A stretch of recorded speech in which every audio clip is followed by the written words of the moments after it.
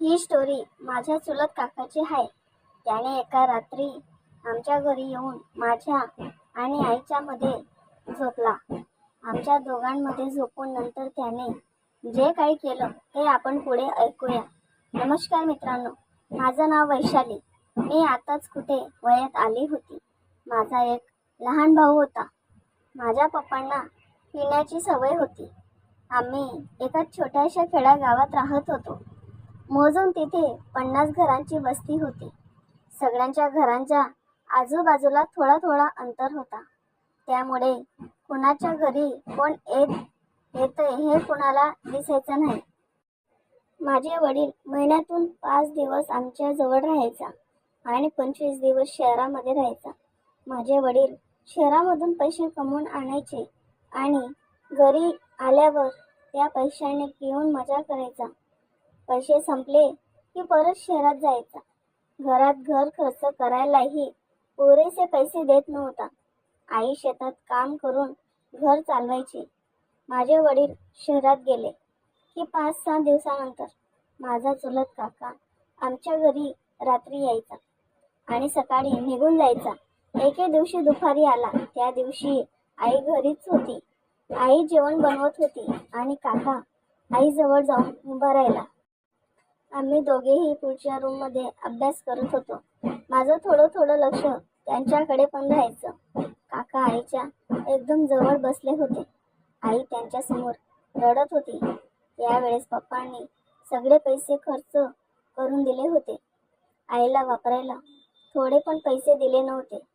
काका उठून आमच्या जवळ आले आणि त्यांनी माझ्या हातात पैसे दिले आणि आम्हाला दुकानावर जायला सांगितलं. त्यांनी घरात लागणारा सामान एका कागदवर लिहून दिला. आमच्या हातात एक पिशवी दिली आणि दुकानावर जायला सांगितलं. मी आणि माझा भाऊ आम्ही दोघेही दुकानावर गेलो. आम्ही सामान घेऊन घरी आलो आणि समोर बघितलं तर दरवाजा आतून बंद होता.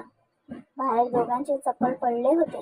मी दरवाजाच्या खिंडीतून आत बघू लागली तर आई आणि काका दोघेही खाटवर झोपले होते. काका आईच्या छातीवरून हात फिरवत होता. आई हळूच आवाज काढत होती आणि मजा घेत होती. आई काकांसमोर पूर्ण मोकळे झाले आणि काकाही मोकळे झाले. मी हे सगळं खूप टक लावून बघू लागले. काकांनी आईला हळूच उभं केलं आणि भिंतीजवळ घेऊन गेले आणि आईच्या अंगावर किस करू लागला आणि हळूहळू तो त्याचा हात आईच्या अंगावर फिरू लागला.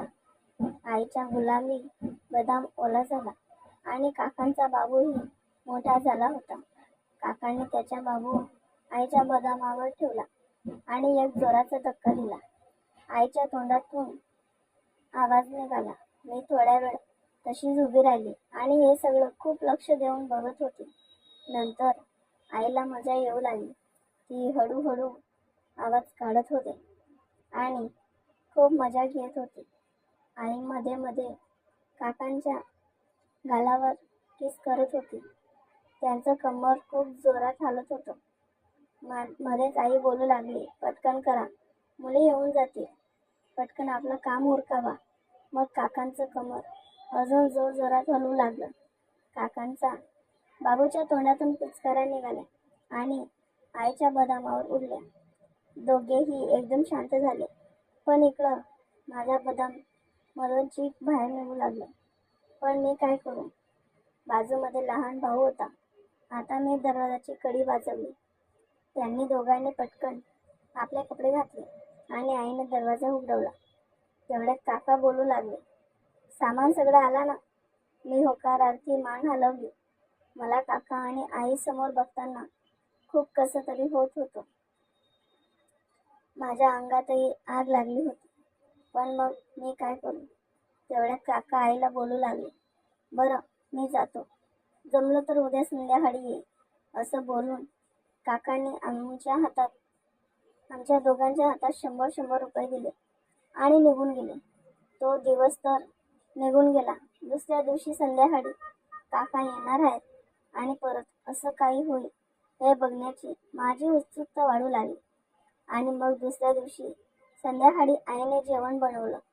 जेवण जरा जास्तच बनवलं होतं, म्हणून मला समजलं होतं की काका येणार आहेत. रात्रीचे 7 वाजले होते. आम्ही जेवायला बसलो. आमचं जेवण झालं, सगळं आवरून झालं. रात्रीचे 8 वाजले. आमची झोपण्याची तयारी होऊन झाली. छोटंसं गाव असल्यामुळे इथे सगळे जण लवकर झोपून जातात. पण त्या दिवशी मला झोपच लागत नव्हती. सारखं काका आणि आईचं ते चित्र डोळ्यापुढे फिरत होतं आणि आजही असंच होणार आहे हे मला कळलं होतं. मी डोळे बंद करून झोपण्याचं नाटक केलं होतं. रात्रीचे 9:30-10 वाजले असतील. अचानक दरवाजाची कडी हळूच वाजली. मला समजलं काका आले. आईने हळूच दरवाजा उघडवला.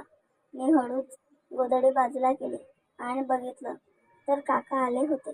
दोघेही मागच्या रूममध्ये गेले.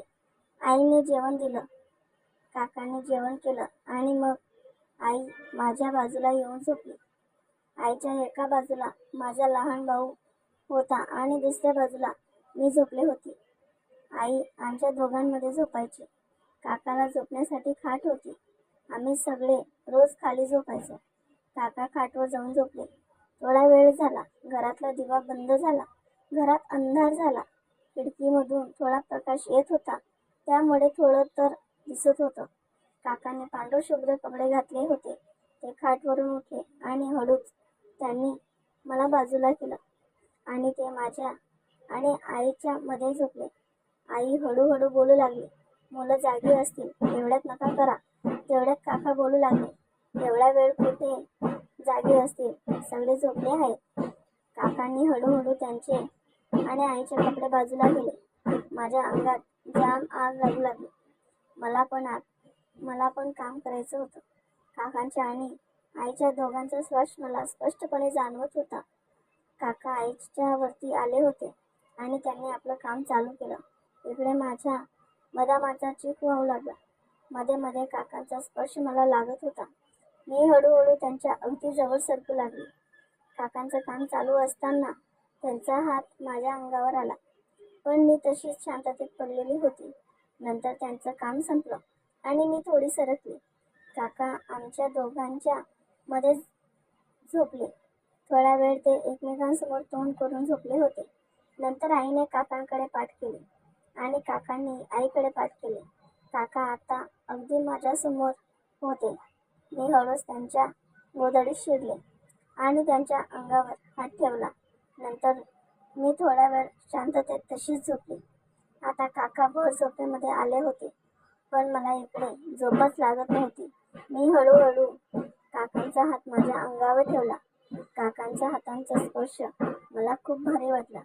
थोडा वेळ काकांनी हळूच मला त्यांच्याकडे घेतलं आणि माझ्या मानेवर किस करू लागले. मग त्यांचा हात माझ्या अंगावर फिरू लागला आणि हळूच त्यांनी त्यांचा हात माझ्या बदामीवर ठेवला. बदाम चिकने ओलाचिंब झाला होता. काकांना समजलं होतं मला काय हवं आहे. त्यांनी त्यांचा बाबूला माझ्या हातात दिलं. मी पण त्यांच्या बाबूवर हात फिरवू लागले. त्याने हळूहळू काम चालू केलं. मला त्रास होऊ लागला. माझ्याकडून सहन होत नव्हतं. 2-3 वेळेस त्याने बाबूला आत आणि बाहेर केलं. नंतर मग हळूहळू मला मजा येऊ लागली. त्याने हळूहळू काम पूर्ण केलं. माझं मन शांत झालं आणि मग मी तशीच शांततेने झोपली. त्यावेळेस मला फक्त ती सुखाची गरज होती, म्हणून मी काहीच बघितलं नाही. आणि त्यावेळेस परिस्थिती अशी झाली की कसल्याच गोष्टीचे भान राहिले नाही.